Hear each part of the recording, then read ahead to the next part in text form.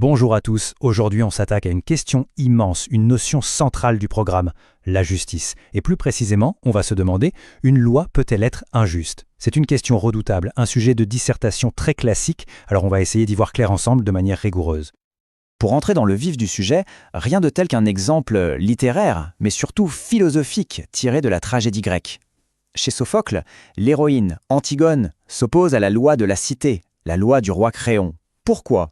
Parce qu'elle estime que cette loi humaine est contraire à une loi supérieure, une loi divine, non écrite, mais éternelle. Et voilà, cet acte de désobéissance radicale d'Antigone, il pose exactement la question qui va nous occuper pendant toute cette analyse. Est-ce que ce qui est légal, ce qui est commandé par la loi, est forcément juste?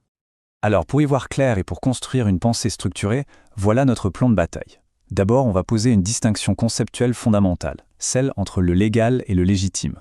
Ensuite, on verra dans une première thèse pourquoi la loi semble absolument nécessaire. Puis, dans une antithèse, on explorera comment cette même loi peut devenir injuste. Et enfin, on aboutira à un paradoxe, celui qui lie la justice et la force.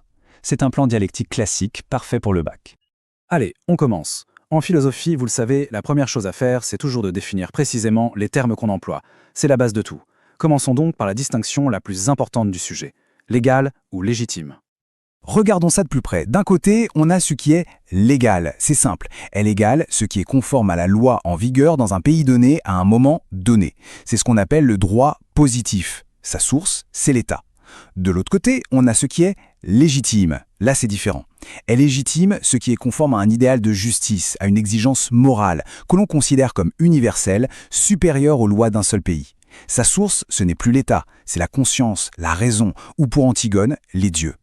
Et c'est là que ça devient passionnant. Cette distinction, c'est la clé de voûte de notre problème. Elle nous permet de penser qu'une loi peut être parfaitement légale, votée en bonne et due forme, mais en même temps profondément illégitime, c'est-à-dire injuste. C'est cette distinction qui fonde le droit de résister à une loi.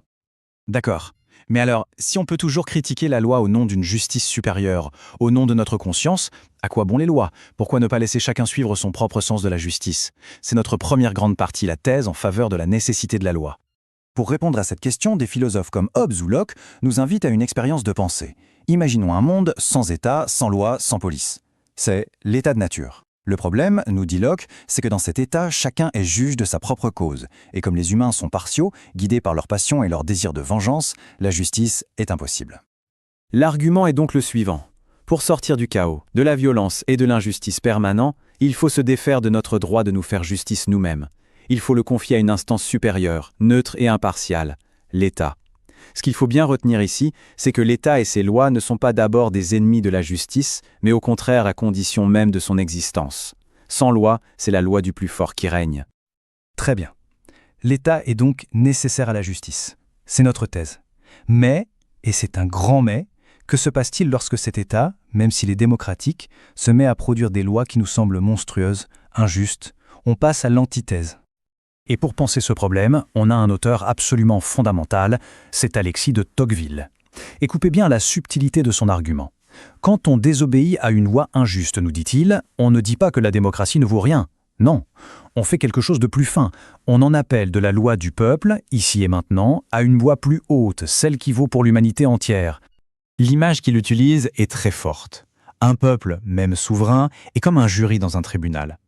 Le rôle d'un jury, ce n'est pas d'inventer la loi, c'est de l'appliquer au cas particulier. De la même manière, le rôle d'un peuple n'est pas de créer sa propre définition de la justice, mais de traduire la justice universelle dans ses lois. Si le peuple se trompe, il commet une injustice. C'est ce que Tocqueville appelle le risque de la tyrannie de la majorité. On voit bien la tension qui se dessine. On est coincé. D'un côté, sans la loi de l'État, pas de justice possible, c'est le chaos. De l'autre, la loi de l'État peut devenir l'instrument de la pire injustice. On arrive au cœur du problème, un paradoxe redoutable qui concerne le rapport entre la justice et la force. Et ce paradoxe, personne ne l'a mieux formulé que Blaise Pascal, avec une concision incroyable. D'un côté, une justice qui serait purement idéale sans la force pour la faire appliquer est totalement inutile, impuissante, mais de l'autre, une force qui ne serait pas guidée par un idéal de justice, c'est la définition même de la tyrannie. La conclusion de Pascal est terrible, un peu pessimiste mais terriblement lucide.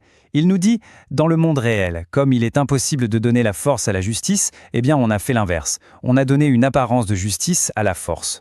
En clair, on a tendance à appeler juste ce qui est en réalité simplement l'ordre imposé par les plus puissants. Et attention, ce n'est pas juste une idée abstraite. Pensez à un débat très concret, comme celui sur la peine de mort. Quand une partie de l'opinion publique réclame son rétablissement en nom de la justice, on est en plein dans le paradoxe de Pascal. Faut-il que l'État utilise sa force suprême, la force de tuer, pour être juste?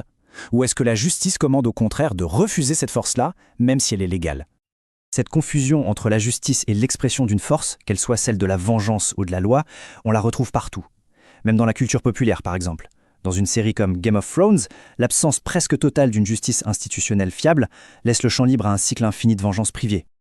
Bon, on a brassé beaucoup d'idées, on a vu plusieurs thèses qui s'opposent, il est temps de rassembler tout ça, de synthétiser pour que ce soit clair et directement utilisable pour une dissertation ou une explication de texte le jour du bac. Ce tableau, c'est un peu votre pense-bête, votre boîte à outils. Il récapitule notre parcours. On est parti de la conscience qui s'oppose à la loi avec Antigone. On a vu la thèse de la nécessité de la loi pour éviter la guerre de tous contre tous avec Hobbes et Locke, puis la critique de cette loi au nom d'une justice universelle avec Tocqueville, et enfin le paradoxe incontournable de la force et de la justice chez Pascal. Avec ça, vous avez de quoi construire un devoir solide. Et comme toujours en philosophie, on ne termine pas avec une réponse simple et définitive. On termine plutôt avec une ouverture, une nouvelle question, qui est d'ailleurs un autre sujet classique du bac. Si la justice a besoin de la force pour s'appliquer, est-ce que cela ne veut pas dire quelque part qu'elle a déjà échoué à convaincre? Je vous laisse méditer là-dessus. Voilà pour cette analyse. J'espère qu'elle vous a été utile et qu'elle a clarifié les enjeux de cette notion complexe. Si ce travail vous aide dans vos révisions, pensez à le faire savoir, à vous abonner pour ne pas manquer les prochaines vidéos. Bon courage pour le baccalauréat.